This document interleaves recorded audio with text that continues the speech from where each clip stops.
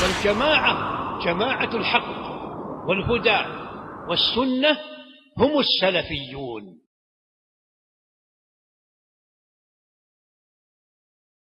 إن الحمد لله نحمده ونستعينه ونستغفره ونعوذ بالله من شرور أنفسنا ومن سيئات أعمالنا، من يهده الله فلا مضل له ومن يضلله فلا هادي له، وأشهد أن لا إله إلا الله وحده لا شريك له، وأشهد أن محمدا عبده ورسوله. يا أيها الذين آمنوا اتقوا الله حق تقاته ولا تموتن إلا وأنتم مسلمون. يا أيها الناس اتقوا ربكم الذي خلقكم من نفس واحدة وخلق منها زوجها وبث منهما رجالا كثيرا ونساء، واتقوا الله الذي تساءلون به والأرحام إن الله كان عليكم رقيبا. يا أيها الذين آمنوا اتقوا الله وقولوا قولا سديدا يصلح لكم أعمالكم ويغفر لكم ذنوبكم، ومن يطع الله ورسوله فقد فاز فوزا عظيما. أما بعد فإن خير الحديث كتاب الله، وخير الهدي هدي محمد صلى الله عليه وسلم، وشر الأمور محدثاتها وكل محدثة بدعة وكل بدعة ضلالة وكل ضلالة في النار. فأعوذ بالله السميع العليم من الشيطان الرجيم. ولنبلونكم بشيء من الخوف والجوع ونقص من الأموال والأنفس والثمرات وبشر الصابرين. ہر قسم کی حمد و ثنا، عظمت و جلال اللہ سبحانہ و تعالیٰ کے لائق و زیبا ہے، جس نے ہم سب کو عبادت کے لیے پیدا کیا اور نبی اکرم صلی اللہ علیہ وسلم پر درود و سلام نازل ہو، صلوات اللہ وسلامہ وبرکاتہ علیہ۔ معزز حاضرین جمعہ، اللہ سبحانہ و تعالیٰ نے قرآن کریم میں اس حقیقت کو واضح کیا ہے کہ اللہ تبارک و تعالیٰ نے انسانوں کو دنیاوی زندگی میں آزمائش کے لیے، امتحان کے لیے بھیجا ہے، اور ہر ایک انسان یہاں امتحان کے لیے ہے۔ اس کی زندگی اللہ سبحانہ و تعالیٰ نے امتحان دینے کے لیے اسے دی ہے۔ قرآن مجید میں اللہ سبحانہ و تعالیٰ کہتا ہے الذی خلق الموت والحیات لیبلوکم ایکم احسن عملا، کہ ہم نے موت اور زندگی کو پیدا کیا ہے تاکہ تمہیں آزما سکیں۔ یہ آزمائشوں کی جگہ ہے۔ آزمائش کبھی سخت ہوتی ہے اور آزمائش کبھی ہلکی ہوتی ہے، لیکن آزمائشوں سے کوئی زندگی خالی نہیں ہے۔ آپ اپنے دائیں بائیں کسی سے بھی پوچھیں، کیا آزمائشیں اس پر نہیں آئی ہیں؟ آزمائشیں کیا نہیں ہیں؟ ہر ایک پر آزمائش آئے گی ہی آئے گی۔ کوئی انسان اس زندگی میں دعویٰ نہیں کر سکتا کہ اس کے اوپر آزمائش نہیں ہے، اس کے لیے پریشانیاں نہیں ہیں۔ ہر انسان کے ساتھ ایسے ہی ہے، اور قرآن کہتا ہے ہم نے موت اور حیات کو اسی لیے پیدا کیا ہے لیبلوکم، کہ ہم تمہاری آزمائش کر سکیں۔ اس آزمائش میں سب سے زیادہ مددگار شے کوئی چیز ہو سکتی ہے، سب سے معین اور سب سے زیادہ فائدہ مند وہ صبر ہے۔ اس صبر کے ذریعے سے انسان دنیاوی زندگی کو سب سے اچھے انداز میں گزار سکتا ہے، اس دین پر سب سے اچھے انداز میں عمل کر سکتا ہے، اچھے انداز میں ذمہ داریوں کو ادا کر سکتا ہے۔ اس کے لیے صبر مطلوب ہے۔ اگر صبر اللہ سبحانہ و تعالیٰ نے کسی کو دے دیا تو آپ جان لیں کہ اس صبر سے اللہ سبحانہ و تعالیٰ نے آپ کی زندگی میں مدد کی ہے کہ سارے مراحل اللہ تبارک و تعالیٰ آپ کے آسان کر دے گا۔ اسی لیے حضرت عمر بن خطاب رضی اللہ عنہ کہتے ہیں کہ ہم نے بہترین زندگی پائی صبر کے ساتھ۔ اگرچہ کہ تنگیاں، آزمائشیں، جنگ اور مصائب رہے، لیکن ہماری زندگی بہتر ہو گئی صبر کے ساتھ۔ اور قرآن بھی کہتا ہے یا ایھا الذین آمنوا اصبروا وصابروا ورابطوا واتقوا اللہ۔ اللہ تعالیٰ کہتا ہے وہ لوگوں جو ایمان لائے ہو صبر کرو۔ یا ایھا الذین آمنوا اصبروا وصابروا ورابطوا، ایک دوسرے کو صبر کی وصیت بھی کرو، صبر کرو اور مضبوطی سے جمے رہو۔ یہ صبر اگر انسان کے پاس نہ ہو، اس کا اثر زندگی کے ہر مرحلے پر ہوتا ہے۔ اگر انسان دین پر صبر نہ کرے تو انسان کا دین ختم ہو جائے گا۔ رسول اکرم صلی اللہ علیہ وسلم نے فرمایا ایک زمانہ ایسا آئے گا ایمان والوں پر کہ وہ لوگ جو سنت پر رہیں گے وہ ایسے ہی ہوں گے کالقابض علی الجمر، جیسے کہ کوئی آدمی اپنے ہاتھ میں آگ کا انگارہ لیے ہوئے ہے۔ آگ کا انگارہ ہاتھ میں لینا آسان نہیں ہے، اگر صبر نہ کر پائے تو اسے پھینک دے گا۔ اسی طرح ایمان والا بھی اگر وہ صبر نہ کر سکے تو اس کا دین بھی اس سے چھوٹ جائے گا۔ اب سوچئے کہ صبر کتنی ضروری شے ہے، اگر وہ نہ ہو تو انسان کا دین چھوٹ جائے گا، سنت چھوٹ جائے گی، توحید کا دامن چھوٹ جائے گا۔ رسول اکرم صلی اللہ علیہ وسلم نے لوگوں کو صبر کا حکم دیا۔ حضرت عمار بن یاسر رضی اللہ عنہ، ان کے والد یاسر رضی اللہ عنہ، ان کی والدہ سمیہ رضی اللہ تعالیٰ عنہ، رسول اکرم صلی اللہ علیہ وسلم نے ان سب کو دیکھا کہ ان کو اذیت دی جا رہی ہے، تکلیف دی جا رہی ہے، عذاب دیا جا رہا ہے۔ آپ نے ان سب سے کہا اصبروا آل یاسر فإن موعدکم الجنہ، آپ نے کہا یاسر کے گھر والوں صبر کرو، تمہارا بدلہ جنت ہوگا۔ آپ نے انہیں اس وقت صبر کی تلقین کی۔ اگر وہ صبر نہیں کر سکیں گے تو ایمان ختم ہو جائے گا، ایمان چھوٹ جائے گا۔ یہ تو انسان کے دین کی بات ہے۔ زندگی کے ہر مرحلے میں وہ شخص جو رشتوں پر صبر نہیں کر سکتا وہ رشتوں کو توڑ دے گا۔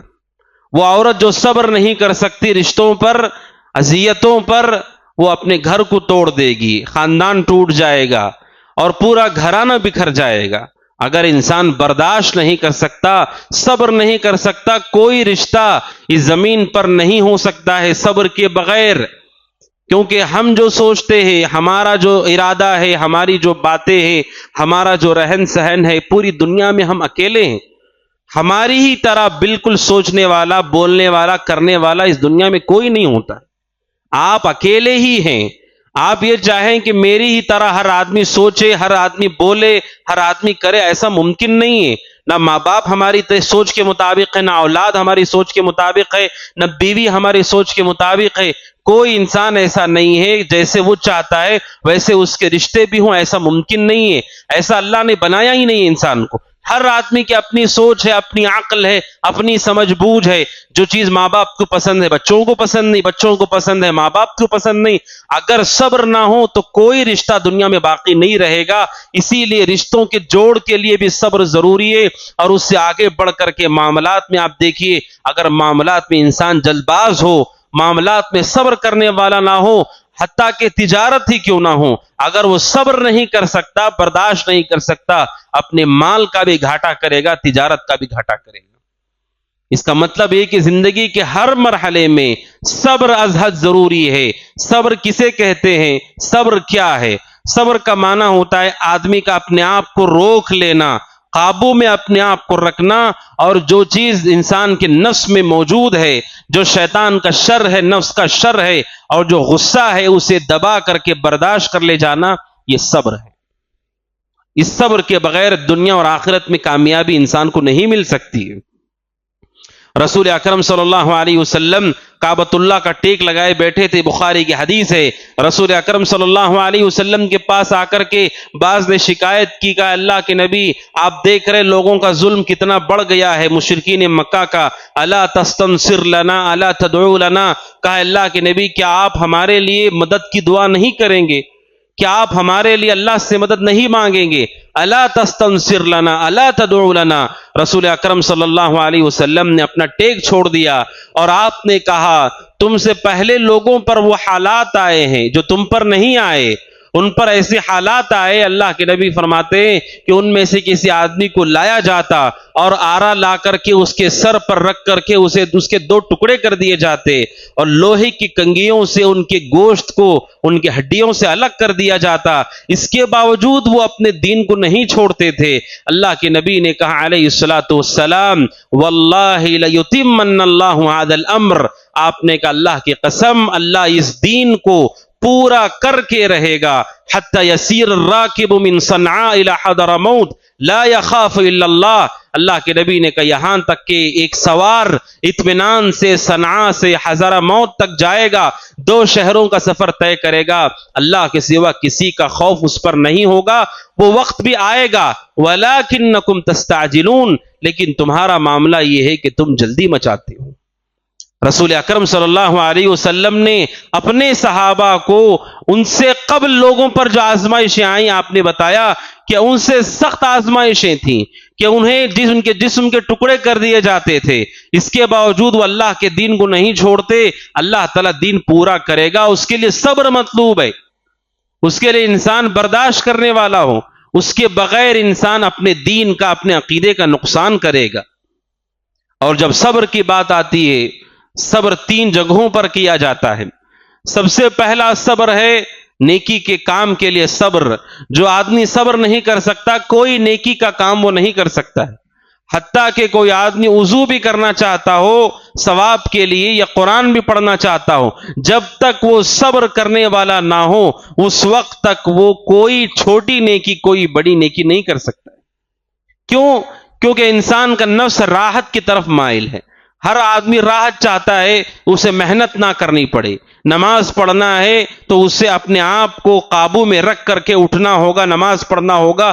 وضو کرنا ہے تو پانی کی ٹھنڈک کو برداشت کرنا ہوگا۔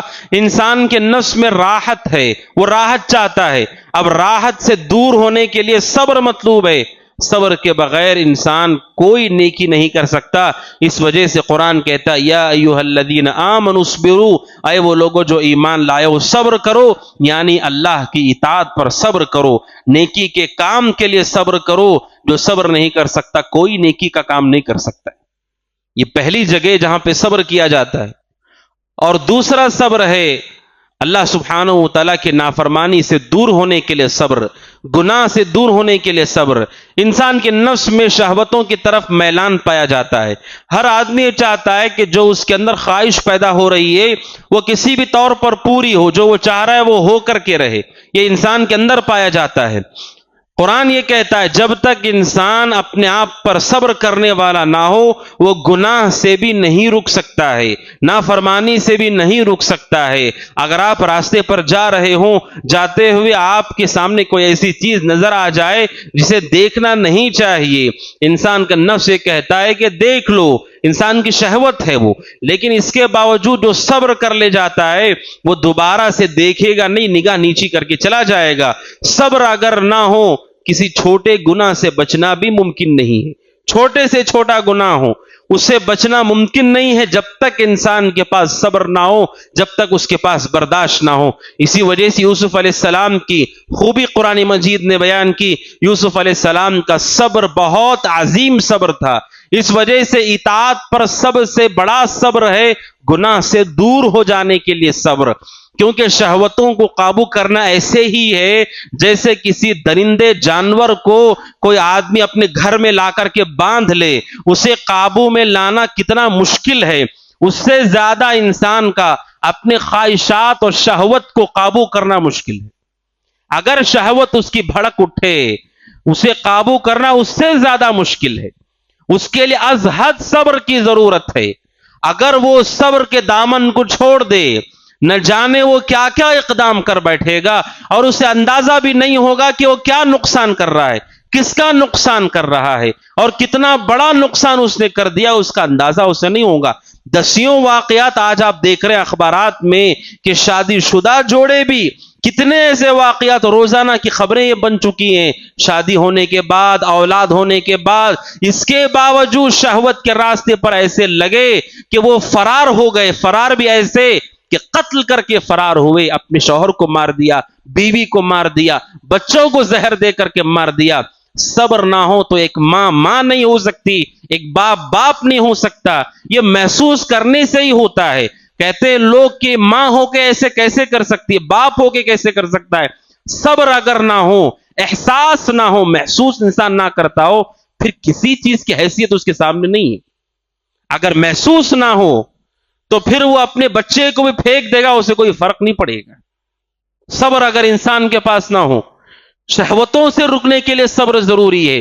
اسی لیے عبداللہ بن مسعود رضی اللہ عنہ کہتے ہیں رب شہوت تورث حزنا طویلا، کہتے ہیں کہ بعض شہوتیں ایسی ہے کہ زمانے بھر لمبی زندگی تک اسے غم میں مبتلا کر دیتی، کہ انسان قابو نہیں کر پاتا ہے، اور پھر اس کا نقصان پوری زندگی اسے اٹھانا پڑتا ہے۔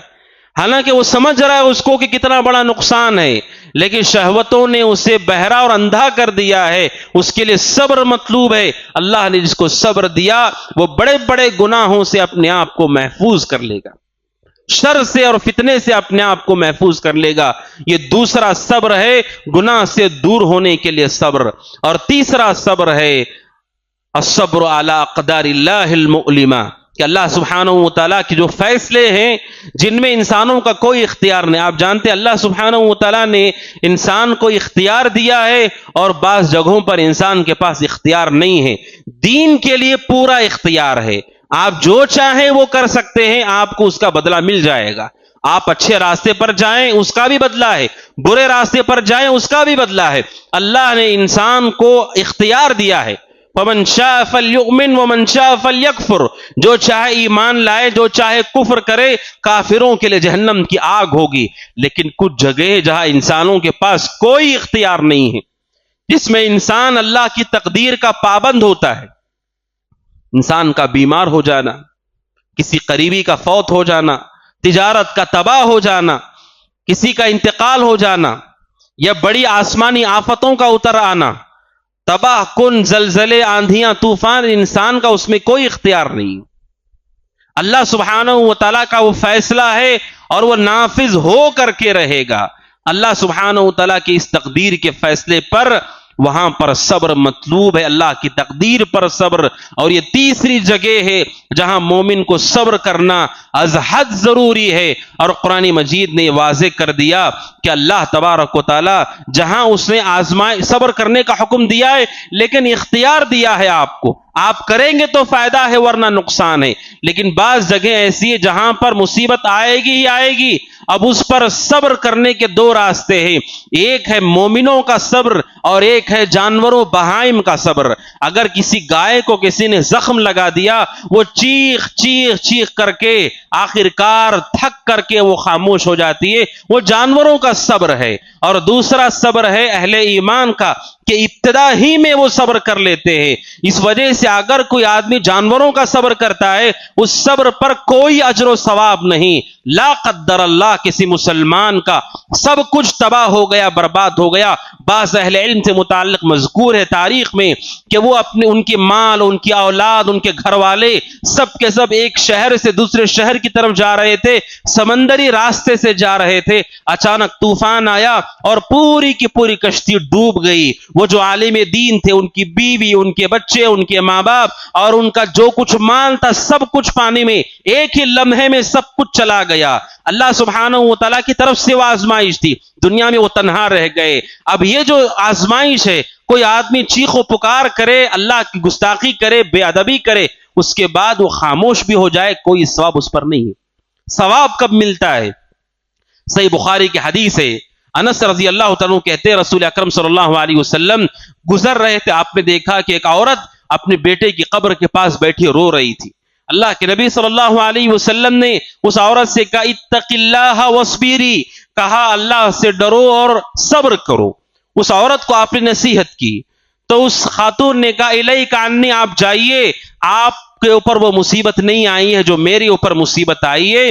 انس رضی اللہ عنہ کہتے ہیں کہ اس خاتون نے اللہ کے نبی کو پہچانا نہیں، اس سے پہلے اس نے دیکھا نہیں تھا آپ کو۔ اس نے کہا جائیے آپ اپنا کام کریں، میرے اوپر جو مصیبت آئی ہے وہ آپ کے اوپر نہیں آئی ہے۔ اللہ کے نبی بڑے بااخلاق تھے، آپ وہاں سے چلے گئے، آپ نے کچھ نہیں کہا۔ پھر بعد میں لوگوں نے کہا کہ کیا تم جانتے ہو کہ تم نے کس سے یہ بات کہی؟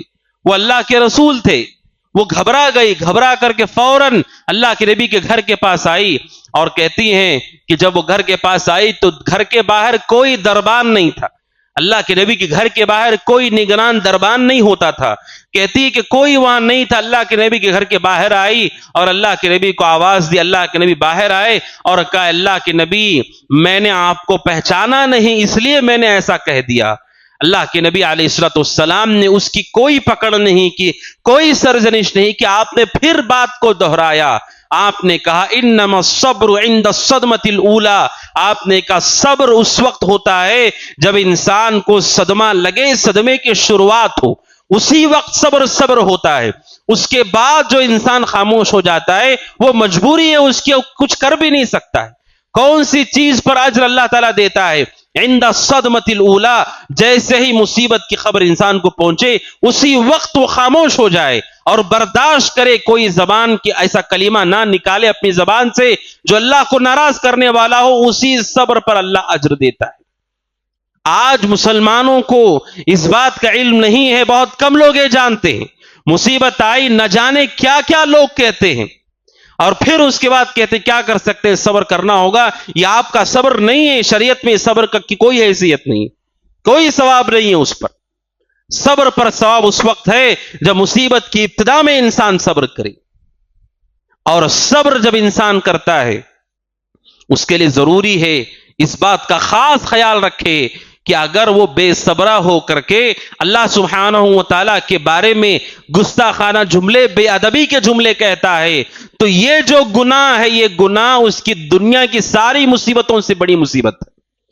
آج آپ دیکھیے بہت سارے لوگ یہ کہتے ہیں، ایسے حالات ہیں، اللہ سبحانہ و تعالیٰ کیوں ہم پر رحم نہیں کر رہا ہے، کیوں آخر اللہ نے ایسا کر دیا؟ نعوذ باللہ۔ اپنے ایمان کا مراجعہ کرنا چاہیے۔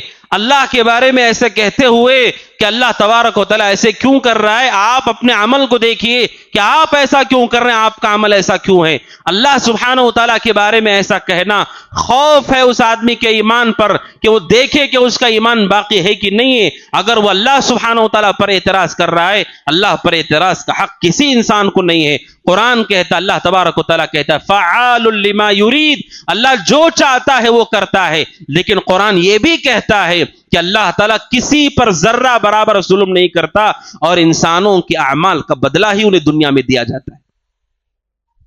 ہمارا ہی گھر ملا تھا، اور کیوں اللہ تعالیٰ ہماری طرف نہیں دیکھ رہا ہے؟ اللہ تعالیٰ ہم پر کیوں رحم نہیں کر رہا ہے؟ ایسے لوگ اپنے ایمان کا مراجعہ کرے، توحید کو سمجھیں کہ توحید کیا ہے۔ مومن کبھی اپنی زبان سے ایسا نہیں کہہ سکتا ہے۔ یہ دنیا ہی آزمائش کی جگہ ہے۔ جب انبیاء آزمائشوں سے گزرے ہیں تو ہماری کیا حیثیت ہے؟ انبیاء نے بھی صبر کیا اللہ تبارک و تعالیٰ کے لیے۔ خاتون نے کہا تھا اللہ کے نبی سے، آپ کے اوپر وہ مصیبت نہیں آئی جو میرے اوپر آئی ہے۔ اللہ کے نبی پر بھی وہ مصیبت آئی کہ آپ کے ہاتھوں میں آپ کے بیٹے نے آخری سانس دیا، اس کا انتقال ہو گیا۔ آپ پر بھی وہ مصیبت آئی۔ خاتون نے کہا تھا آپ پر مصیبت نہیں، آپ پر آئی مصیبت، لیکن آپ نے کیا کیا؟ آپ نے کہا یقیناً ہمیں دکھ ہے، لیکن ہم اپنی زبان سے وہی بات کہیں گے جو اللہ کو راضی کرنے والی ہو۔ لہذا ابتدا ہی میں مومن صبر کرنے والا ہو، یہ اس کے بغیر صبر کا تصور نہیں۔ اور وہیں پر جو صبر کرنے والے لوگ ہیں انہیں جان لینا چاہیے۔ رسول اکرم صلی اللہ علیہ وسلم نے فرمایا لیس منا من ضرب الخدود وشق الجیوب ودعا بدعوى الجاہلیہ، آپ نے کہا وہ ہم میں سے نہیں ہے جو مصیبت میں اپنے کپڑے پھاڑ دے، یا اپنے بالوں کو مونڈ لے، اپنے بالوں کو نوچے، یا جاہلیت کی پکار لگائے جیسے جاہلیت میں لوگ پکارا کرتے تھے۔ اللہ کے نبی نے کہا علیہ الصلوۃ والسلام وہ ہم میں سے نہیں ہے، وہ سنت کے راستے پر نہیں ہے۔ مومن کبھی ایسا نہیں ہوتا ہے۔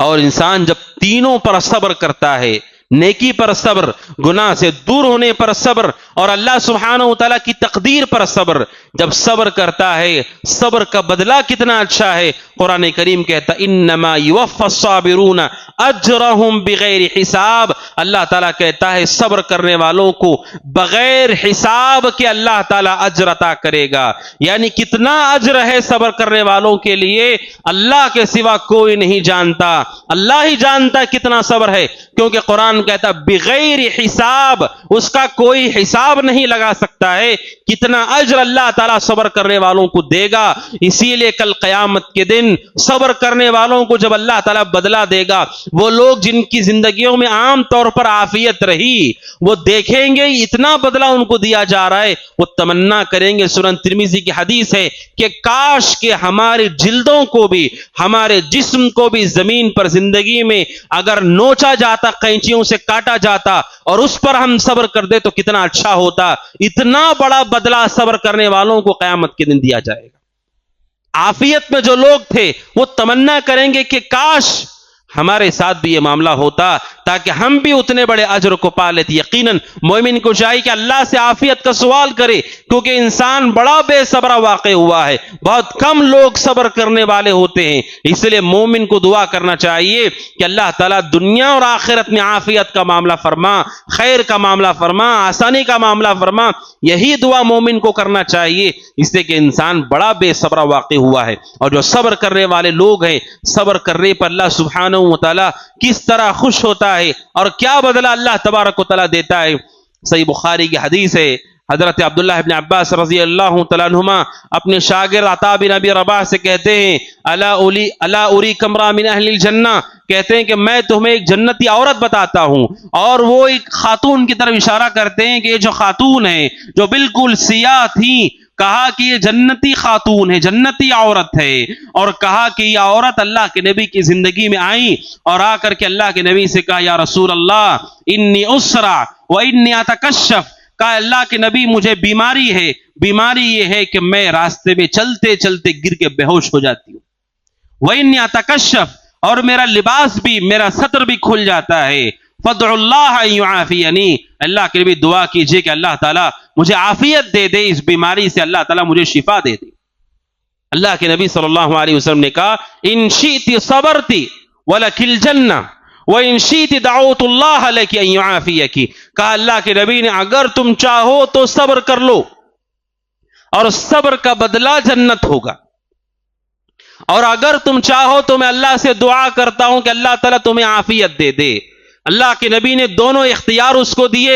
اس حدیث سے پتا چلتا ہے کیا کہ اگر کوئی آدمی صبر کرنے والا ہوتا ہے، جو تکلیف اللہ تبارک و تعالیٰ کی جانب سے اس پر اتاری گئی ہے، چاہے وہ بیماری کی شکل میں، نقصان کی شکل میں ہو، صبر کا بدلہ کیا آپ نے کہا، ان شئت صبرتی، اگر تم صبر کرو گی تو تمہارے لیے جنت ہے، جنت تمہارا بدلہ ہے، یا تم چاہو تو میں اللہ سے دعا کرتا ہوں تمہیں اللہ تعالیٰ عافیت دے دے۔ اس خاتون نے کہا، اللہ کے نبی میں صبر کرنے کے لیے تیار ہوں، میں صبر کے لیے تیار ہوں۔ پھر کہتے ہیں کہ وہ خاتون بسا اوقات راستوں میں بے ہوش نظر آتی تھی، راستے میں بسا اوقات بے ہوش نظر آتی تھی، لیکن اس خاتون نے اللہ کے نبی سے کہا تھا، اللہ کے نبی ٹھیک ہے بیماری پر میں صبر کروں گی، بس اتنی آپ دعا کیجئے کہ جب میں بے ہوش ہو کر کے گروں تو میرے جسم پر سے کہیں کپڑا نہ ہٹ جائے۔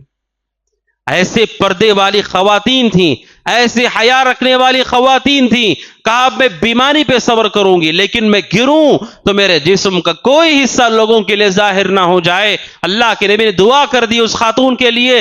کہتے ہیں بسا اوقات راستوں میں وہ بے ہوش گری پڑی نظر آتی، لیکن کوئی جسم کا حصہ ان کا نظر نہیں آتا تھا، کیونکہ اللہ کے نبی نے ان کے لیے دعا کی تھی۔ اور کہتے ہیں کہ وہ خاتون کا، ان کی کنیت ام ظفر ان کا نام، ان کی کنیت ہے۔ عطا بن ابی رباح کہتے ہیں وہ خاتون کو میں نے دیکھا کہ وہ کعبۃ اللہ کے پردے پکڑی ہوئی بیٹھی ہیں، یعنی کہتے ہیں کہ بسا اوقات جب انہیں محسوس ہوتا کہ بے ہوش ہونے والی ہوں تو کعبۃ اللہ کے پاس آ کر اس کا پردہ پکڑ کے بیٹھ جاتی تھی۔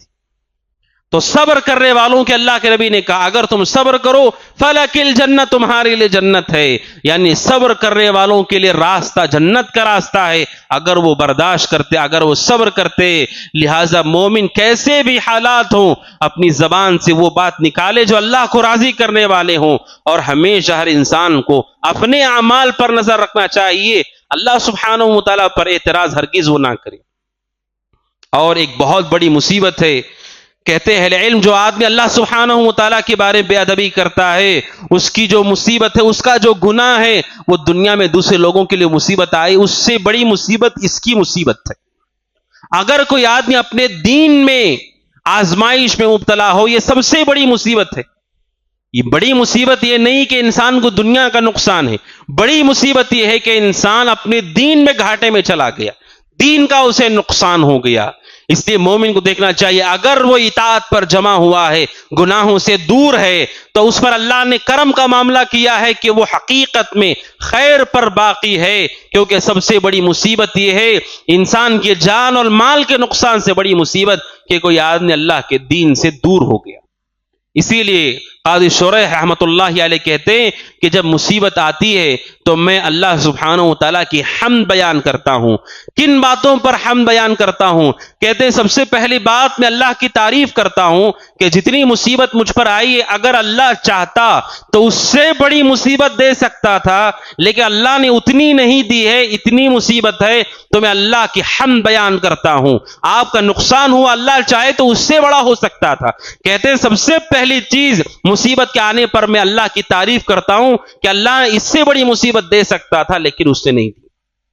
اور دوسرا کہتے ہیں میں اللہ کی تعریف کرتا ہوں اس لیے کہ اس مصیبت میں جو اللہ سبحانہ و تعالی نے جو مصیبت ہم پر نازل کی ہے، اس مصیبت میں اللہ تبارک و تعالی نے مجھے انا للہ و انا الیہ راجعون کی توفیق دی اور صبر کی توفیق دی، اور اس پر اللہ نے بڑے اجر کا وعدہ کیا ہے. اگر کوئی آدمی مصیبت پر انا للہ و انا الیہ راجعون کہتا ہے، ہر مصیبت پر، صرف انتقال کے موقع پر نہیں.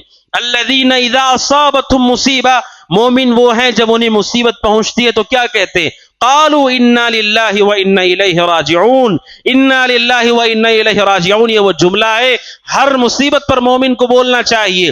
اس پر آگے اللہ نے رحمت کا وعدہ کیا ہے، اجر کا وعدہ کیا، ہدایت کا ذکر کیا قرآن نے. کہتے ہیں مصیبت آنے پر میں اللہ کی تعریف کرتا ہوں کہ اس نے مجھے اس بات کی توفیق دی. اور پھر کہتے ہیں مصیبت آنے پر میں اللہ سبحانہ و تعالیٰ کی تعریف کرتا ہوں اس بات پر کہ اللہ نے میرے دین میں یہ مصیبت مجھے نہیں دی ہے، یعنی اللہ نے مجھے دین سے دور نہیں کر دیا. اگر دین سے دور کر دیا ہے تو اس سے بڑی مصیبت ہے. آپ جانتے ہیں مسلمانوں کا ایک بڑا طبقہ ایسا ہے جو دین سے اتنا دور ہے کہ وہ اسلام کے نام کے علاوہ کچھ نہیں جانتے، کچھ نہیں جانتے ہیں. دین کے نام پر صرف دین کا نام وہ جانتے ہیں. یہ جو ان کی مصیبت ہے یہ ہلاک ہونے والے اور مصیبتوں میں مبتلا سارے مسلمانوں سے بڑی مصیبت ان کی ہے، کیونکہ جو کسی ذریعے کسی وجہ سے مارے جا رہے ہیں اللہ سے امید ہے کہ اللہ تبارک و تعالیٰ انہیں معاف کرے گا، لیکن ان کی مصیبت اس سے بڑی مصیبت ہے کہ وہ دین کے سلسلے میں فتنے کا شکار ہے. کہتے قاضی شریح رحمۃ اللہ علیہ جب مصیبت آتی ہے میں اللہ کی تعریف کرتا ہوں کہ میں توحید پر ہوں، سنت پر ہوں، کہ میں دین کو چھوڑ کر کے بھاگا نہیں ہوں. یہ اللہ سبحانہ و تعالیٰ کی میں حمد بیان کرتا ہوں. اور آپ جانتے ہیں اللہ سبحانہ و تعالیٰ جو صبر کرنے والے لوگ ہیں، قرآن کریم اللہ سبحانہ و تعالیٰ کہتا ہے والصابرین فی البأساء والضراء وحین البأس اولئک الذین صدقوا. اللہ سبحانہ و تعالیٰ کہتا ہے وہ لوگ جو صبر کرتے ہیں بیماری پر، وہ جو صبر کرتے ہیں فقر و فاقے پر، وہ جو صبر کرتے ہیں جنگ کے موقع پر، یہی لوگ اولئک الذین صدقوا، یہی لوگ سچے ہیں، ایمان میں سچے ہیں، اور یہی متقی اور پرہیزگار ہیں. اور صبر نہ کرنے سے انسان بہت بڑا نقصان کرتا ہے. اگر ان مسائل میں نہ داخل ہوں وہ مسلمان جنہوں نے جذباتی اقدام کیا، جہاں پر بھی جذباتی اقدام کیا اور یہ نہیں دیکھا کہ اس کا نقصان ہوگا یا اس کا فائدہ ہوگا، آج اس کی وجہ سے اتنی بڑی مصیبت میں لوگ ہیں جس کا اندازہ بھی نہیں کیا جا سکتا ہے. اس وجہ سے اجتماعی مسائل میں ہمیشہ علماء، جو بڑے علماء ہیں امت کے، ان کی طرف رجوع کرنا فرض ہے تاکہ آپ کے جذبات کی وجہ سے لوگوں کو نقصان نہ ہو. جنہوں نے اقدام کیا بغیر تیاری کے، بغیر سمجھ بوجھ کے، بغیر نفع نقصان مصلحت مفسدت کو جانے آگے اقدام کیا، اس وقت بھی، اس سے پہلے بھی علماء نے روکا کہ نہ ہم اس حالت میں ہیں، نہ ابھی ہماری وہ کیفیت ہے کہ ہم وہ کر سکتے، پھر بھی اقدام کیا. اور نتیجہ یہ نکلا کہ پورے لوگوں کو مصیبت میں مبتلا کر دیا. اور جب اقدام کیا اس وقت ان لوگوں کو کہا جو بڑے علماء امت کے کہ بزدل ہیں، یہ ڈرتے ہیں، یہ کہا امت کے علماء کو، اور آج وہی چاہتے ہیں کہ کسی طرح سے یہ معاملہ حل ہو جائے. اگر یہ حل ہونا حل ہے تو علماء نے پہلے ہی سے روکا تھا، آپ اقدام مت کیجیے. رسول اکرم صلی اللہ علیہ وسلم نے 13 سال تک مکی زندگی میں آپ نے صبر کیا ہے. آپ کے سامنے مسلمانوں کو اذیت تکلیف دی گئی، آپ نے صبر کی تعلیم دی، کیونکہ اس وقت اقدام مسلمانوں کو مصیبت میں ڈال سکتا تھا. مدینہ آنے کے بعد آپ نے اقدام کیا ہے. یہ جذبات، وہ لوگ جو صبر نہیں کرنے والے لوگ ہیں، جذباتی نعرے لگانے والے، وہ اپنے آپ کو بھی اور دوسرے مسلمانوں کو بھی ہلاکت میں ڈال دیتے ہیں. اور یہ گمراہ لوگ ہیں جنہوں نے امت کے بڑے علماء کو چھوڑ کر کے خود سے فیصلہ کیا، اقدام کیا اور لوگوں کو نقصان پہنچایا، پوری امت کو نقصان پہنچایا. آج سوچئے رسول سے بڑھ کر کے کون ہے مسلمانوں کی مدد کرنے والا؟ لیکن آپ نے 13 سال تک صحابہ کو صبر کے لیے کہا، ہجرت کا آپ نے حکم دیا، لیکن آپ نے ان کے خلاف ہتھیار نہیں اٹھائے۔ بے صبری اور جذباتی باتیں، اور وہ جذبات جس کا نقصان امت کو اٹھانا ہوگا، شریعت کہتی پہلے دیکھو آپ کے اقدام سے فائدہ زیادہ ہوگا کہ نقصان زیادہ ہوگا۔ صلح حدیبیہ کے موقع پر رسول اکرم صلی اللہ علیہ وسلم نے کفار کے ساتھ صلح کر لی۔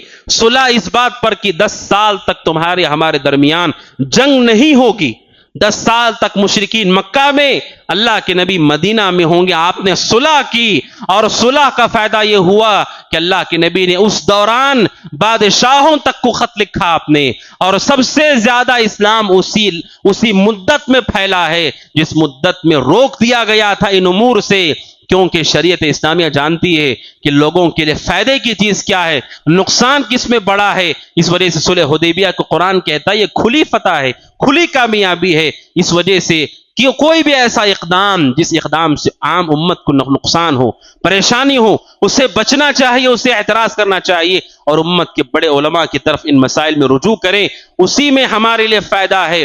اور جو چیز ہمارے اختیار کی ہے وہ یہ کہ ہم اللہ سبحانہ وتعالی سے دعا کریں، اور دوسرا خود ہم استقامت پر آئیں، ہم خود دین پر جم جائیں، اس سے ہمارا بھی فائدہ ہے، اور اللہ سے امید ہے کہ دعاؤں کے ذریعے سے دوسروں کا بھی فائدہ ہو۔ اور وہ لوگ جنہوں نے جذباتی اقدام کیے یا پھر وہ دشمنوں سے ملے ہوئے ہیں، اللہ تعالیٰ انہیں ہدایت صحیح راستے پر انہیں لائے، ان کے شر سے اللہ تعالیٰ امت کو محفوظ رکھے کہ بعض مسلمان بھی ان کے آلائے کار بن کر کے مسلمانوں کو ہی نقصان پہنچا بیٹھتے۔ اللہ تعالیٰ ایسے مسلمانوں کو صحیح سمجھ بوجھ عطا فرمائے، توحید و سنت کے راستے پر اللہ تعالیٰ چلنے کی توفیق عطا فرمائے، اور صبر کی توفیق عطا فرمائے۔ سورہ عصر میں اللہ سبحانہ وتعالیٰ کہتا ہے وَتَوَاصَوْا بِالْحَقِّ وَتَوَاصَوْا بِالصَّبْرِ، کامیاب ہونے والے وہ لوگ ہیں جو ایک دوسرے کو صبر کی وصیت کرتے ہیں۔ صبر کرو اور اقدام وہ کرو جو شرعی اسباب کے تحت ہو، حدود شریعت کے دائرے کے اندر ہو، اور نفع نقصان کو سامنے رکھ کر کے اقدام کرو۔ اللہ سبحانہ وتعالیٰ سے دعا کہ اللہ تعالیٰ ہم سب کو آپ سب کو صبر کی توفیق عطا فرمائے۔ اللہ سبحانہ وتعالیٰ ہم سب کو آپ سب کو زندگی میں توحید اور سنت پہ استقامت نصیب فرمائے۔ اللہ تعالیٰ ہر طرح کے شر سے، گمراہی سے، فتنوں سے محفوظ رکھے۔ اللہ تعالیٰ شرک سے، کفر سے، نفاق سے، مفاسد اخلاق سے، کبیرہ صغیرہ گناہوں سے محفوظ رکھے۔ اللہ تعالیٰ فرائض کی پابندی کی توفیق عطا فرمائے، اور نوافل کے اہتمام کی توفیق عطا فرمائے۔ اللہ تعالیٰ تمام مسلمانوں کی مدد فرمائے، جہاں بھی مسلمان پریشان ہیں اللہ تعالیٰ ان کی پریشانی کو دور فرمائے، ان کے لیے آسانیاں پیدا فرمائے۔ اللہ سبحانہ و تعالیٰ ہم سب کو، آپ سب کو جب تک دنیا میں رکھے ایمان پر رکھے، کلمہ توحید لا الہ الا اللہ پر رکھے، اپنے پاس بلائے، اس حال میں بلائے کہ اللہ تعالیٰ ہم سے راضی ہو اور ہم اللہ سبحانہ و تعالیٰ سے راضی ہوں۔ قولوا قولی ھذا واستغفر اللہ لی ولکم ولسائر المسلمین من کل ذنب وخطیئہ فاستغفروه انہ هو الغفور الرحیم۔ وقل جاء الحق وزهق الباطل إن الباطل كان زهوقا۔